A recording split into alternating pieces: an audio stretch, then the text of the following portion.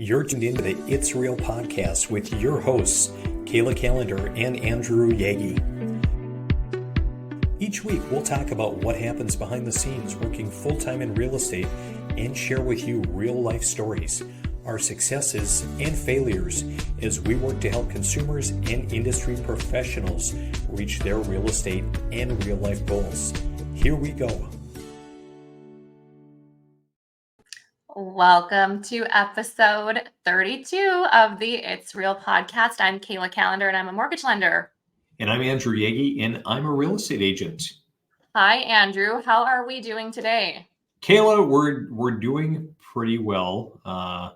Not quite at our 100% peak. We've had kind of the end of last week and into the weekend, kind of some sickness going through the house and kind of through daycare. So kind of a rocky start to the week, but hey, the sun is shining. It's a beautiful day and life is good. That's all you need, right? It's amazing when that sun comes out.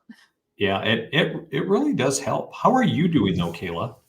I'm good. You know, we came off like a really foggy, gloomy, it was a warm, holiday season and New Year. And so I love the reset of what, a new year does.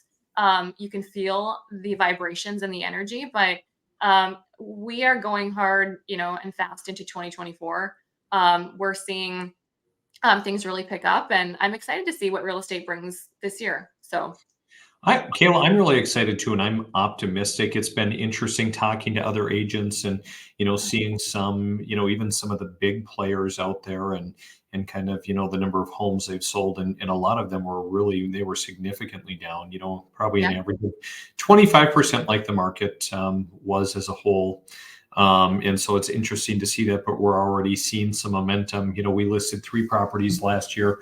Last year, it felt like only 3 properties last year at sometimes with as slow as it was from time to time, but no, 3 properties last week. And we'll be putting another on this week and having a lot of great conversations about people and their real estate goals. So I think it's going to be a really great year. Although, I'm seeing right now as I compare year over year, and Kayla, I don't even remember where are rates at today relative to where they were a year ago. Do you remember right offhand? I don't know right offhand in terms of January 9th, but I do know that we are down. I think they were in the mid 7s or low 7s, but right now we're at right around that 6.5 to 6.75 range.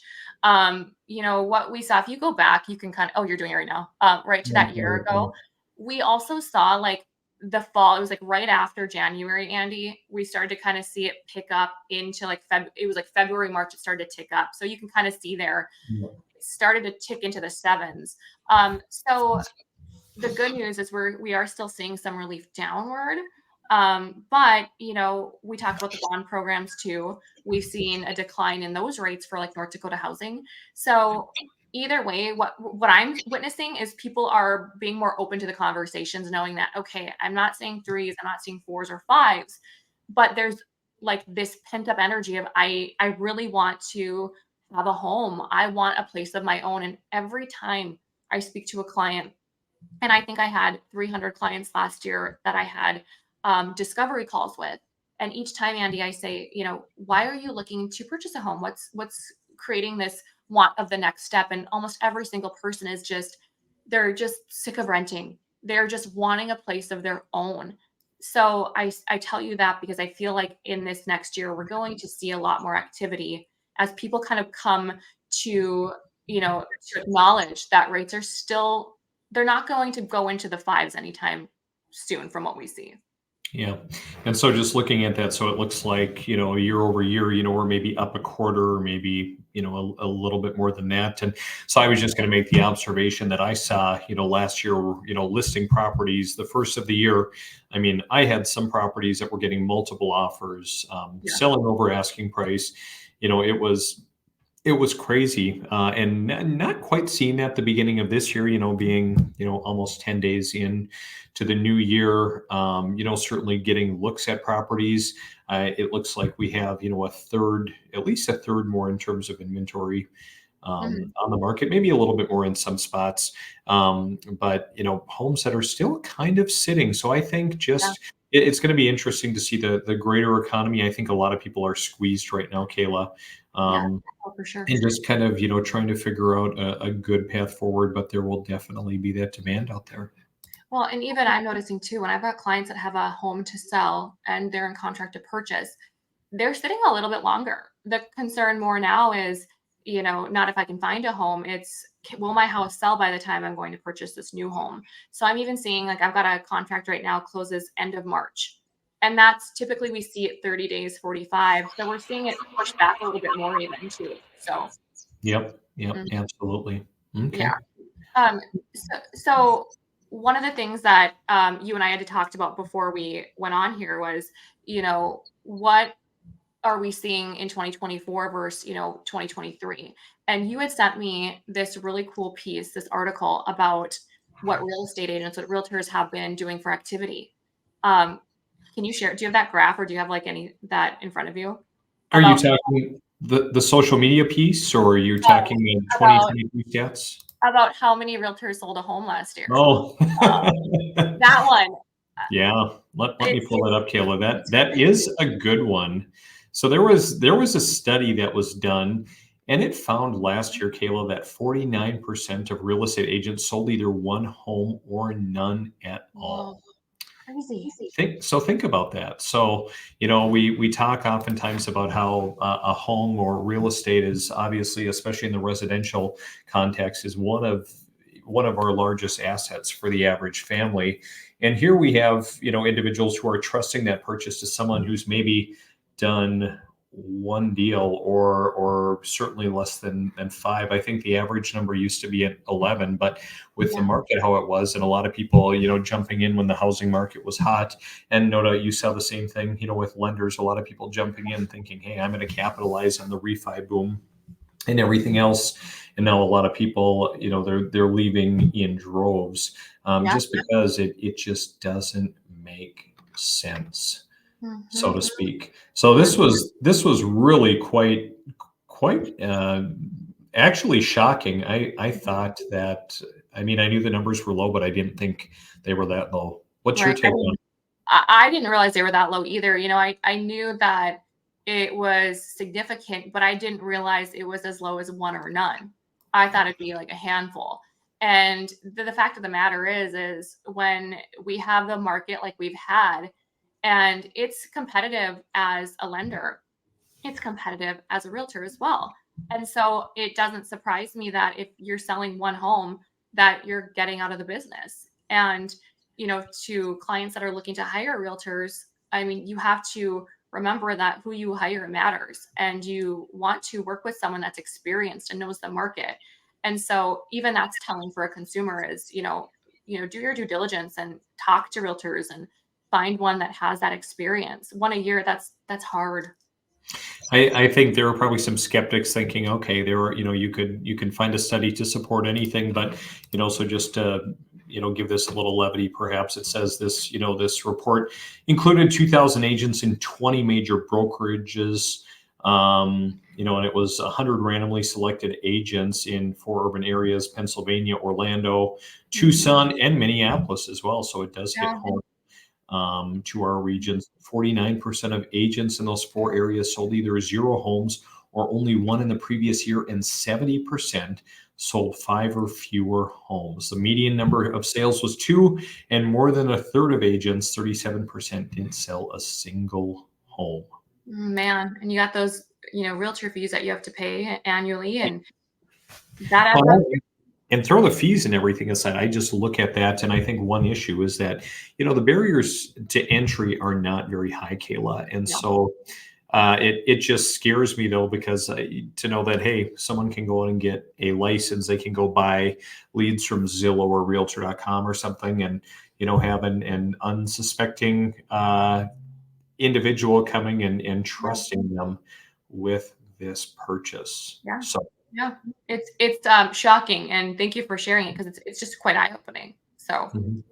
um, Yeah, well, and I would say it goes the same for lenders too, because again, I mean, there are a few more barriers to entry, but it's really important who you work with there as well. mhm. Yeah, So, and we're seeing people get out of that as well. We've seen quite a handful of people even in our community leave the business as well. So, it's, Sure. I'm curious what 24 will bring, but I think once you're kind of out of it, I'm curious if you'll come back. So, Sure. but Andy, let's talk about 2024, because a lot of individuals are still thinking, they're on the sidelines. They're thinking, do I go forward? Do I wait? And the question we always get is, should I buy now or wait? And I think no matter what, if you have a goal of owning um, residential real estate or even commercial, no matter what it is, you need to have goals. And I think without having goals, you're just kind of wandering. You don't even know what you're aiming for. And so today, I want to talk about with you, what are some things that a consumer can do going into 2024, having goals if they want to own a home this year.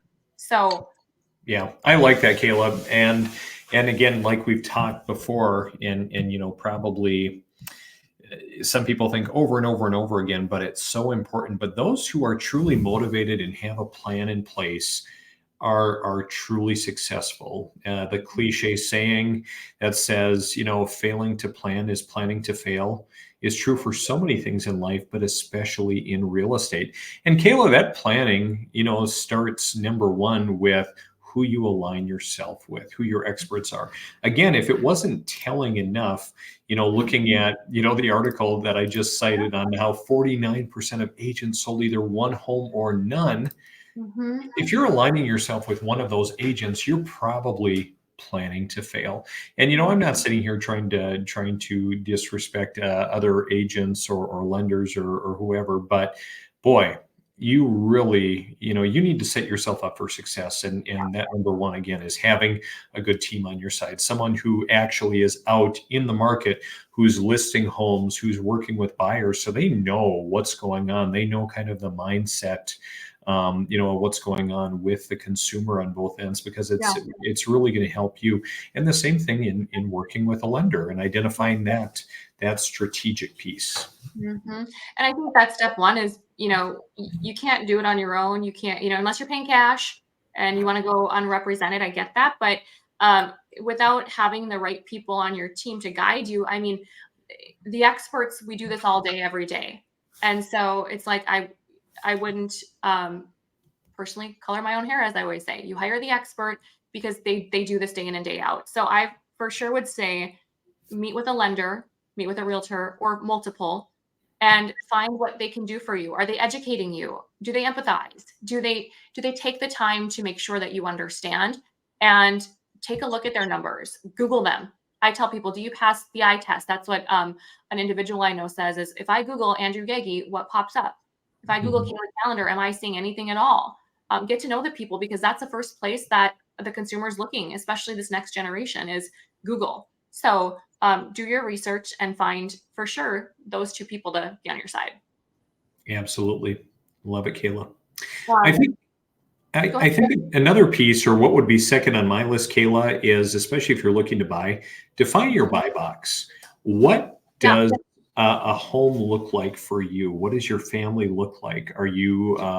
Is your family kind of fixed in size? Are you looking to grow your family? Are you working from home, or are you anticipating, some change where it would affect the type of space you need? It was really interesting, Kayla, going into COVID. We kind of went 90s, 2000s. People really had a desire for huge homes, for a lot of space at home.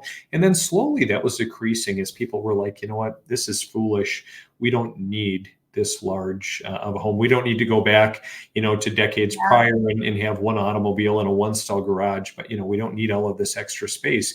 And then COVID happened and people started working at home. And so then that's kind of shifting back the other way where, hey, we need more flexible, more workspace, more a space for fitness, a space for maybe a home business. And so looking at things like that, looking at neighborhoods, obviously, if you're living in a community like I live in Fergus Falls, neighborhoods are still a consideration, or certain developments. It's even more important in your market in the Fargo area. Sometimes schools come into play. I know I've worked with a lot of buyers where, depending on where they're at, the schools will be a factor. Obviously, in our area, lakes, come into play as well. Yeah. Yeah. And I love that you say that buy box, because if you don't have a plan, then what are you aiming for? And the fact of the matter is, you don't want to spend all this money and invest in something and then be unhappy with the result because you didn't plan for it and you didn't look at neighborhoods. So um, you could sum it up and say, do your research and find what are your needs, what are your wants, and what are your non-negotiables. I love Um, it. I like that, Andy. I'll add to that is, are you in a lease? Are you renting? Like, do you have to be out by a certain date? Are you spending more if you go month to month? What does that look like? Do you have a house to sell where you have equity? And what I would say is look at your current situation and find out your timeline. What does your timeline look like? Because that's where your budget is going to come in. If I've got some clients that are buying in a year, so they have a year to save up. So find your timeline and really dial in your budget per month. Um, One thing a lot of clients do is they'll just write out what their monthly bills are, or they'll analyze what they spend in rent, and they'll say, okay, if I'm comfortable spending 2,500 in rent, they think about what's an extra 1,000. And I'll even have like a husband and wife that will say, well, an extra 1,000 is 500 more each. They kind of break it down or break it down per week.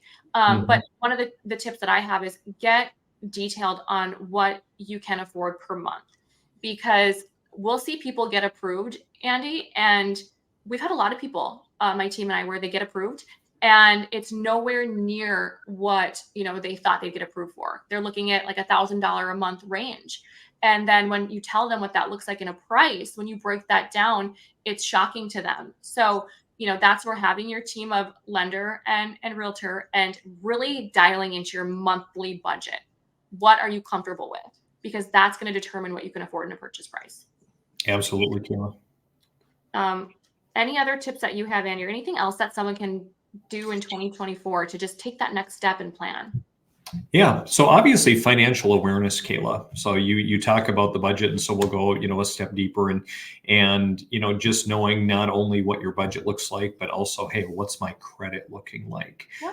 It's always crazy to me, and maybe more so to you, just looking at how, the lack of financial savvy or even ignorance surrounding it, and that, hey, I have no idea what my credit score is. Oh boy, I didn't realize that I had this old bad debt that was hanging out Right. there. Or even, I always tell people, hey, we want to have that financial plan in place before we start looking at homes, because I've had buyers that all of a sudden they have some old financial gremlins that are dragging them down, or even some inaccurate information on their credit report. So Right. I think having that savvy is really important. That goes and extends beyond the budget. I love that you say that, Andy. I had a client this last week and I said, oh, it looks like you've got 4 credit cards. And she said, no, I was on my mom's, but I'm not anymore. Well, she didn't realize she wasn't off of them. The good thing is her mom was spending, and paying the bills. But had she not been, it would have impacted this client as an authorized signer. So just having a credit check, just knowing what does your x-ray really look like of your credit. Um, I love that you say that because so many people don't know or they're surprised. Also, to add to that, I'll have a client that will say, hey, Kayla, I'm not ready to get pre-approved, pre-qualified yet, but can you run a payment for me? Well, Andy, even when we show like those North Dakota housing rates from 5.75 to mid eights, 3% in an interest rate can be a game changer. It's a huge swing. So when you're quoting a rate and it's $500 off, I mean, that's the reason I bring that up is it's important to meet with the right people that can look at your credit, that can determine what programs you qualify for and what your out of pocket is on closing day, because that all comes in together and it's all customized. So the financial analysis piece, getting to know that, is meet with a lender who can do that, or a financial advisor as well. Mhm. Awesome. Kayla, I think another important point when goal setting, especially as we're looking for residential real estate, is if you're buying with someone else, whether it's a spouse, a partner, maybe you're buying with some friends, whatever it looks like, is to make sure that we're on the same page and that we're shopping for the same property. So kind of going back to, sitting down and kind of figuring out a collective budget, kind of the same, like, hey, let's sit down, and oftentimes what I'll do if we're able is, to get buyers to come into my office, and we will sit and make sure that we're really shopping for the same house, because there have been many times where we've been out looking for homes and it becomes evident that the husband's shopping for one Yeah. house and the wife is shopping for something else. Yep. And we're spinning our wheels and we're not getting anywhere. And it's just a really all around frustrating situation for everybody. I love that. I think that that is a big miss sometimes is, make sure that you're on the same page, even for your budget. It's funny you say that. This morning, the girl goes, I'm comfortable with that. I'm okay, but I don't know if my husband is. So I'm like, well, you better talk because if you're not comfortable, then you might not want to spend the time to go look in that range. So I love that. So being on the same page with what you want in a home as well as financially. Absolutely. Amen. I love that. I love those tips. And hopefully, these tips can help people just take that next step, just to kind of get the brain moving because it's at least a step forward to home ownership and getting out of that rent and that feeling of I don't have my something of my own. Absolutely. I love that. Yeah. Andy, is there anything else that you want to leave with our audience today? Yeah, I would just say, just as always, if we can ever be a resource, reach out. Like if buying a home is overwhelming, the emotions, the detail, the roadblocks. We just had a client that in our office, someone's buying a home, and found out that the seller of the property just passed away this week. So that's Oh, going to throw a wrench kind of into their plans. But so that's why it's important, to have an expert on your side. Someone to be there to manage everything from start to finish. mhm. So again, like I said, if we can ever be a resource, please reach out. We'd love to visit and help you reach your real estate goals in 2024. I love it. And I'll add too, Andy, that's the thing is we're here to help whether, you're purchasing or you're selling or you just want to talk with somebody. It's not scary and we don't charge for a conversation, So if you want to take that next step, we're here to help in any way. So Awesome. Well, Kayla, thanks for taking the time to connect, and thanks for everyone for yeah. watching this week.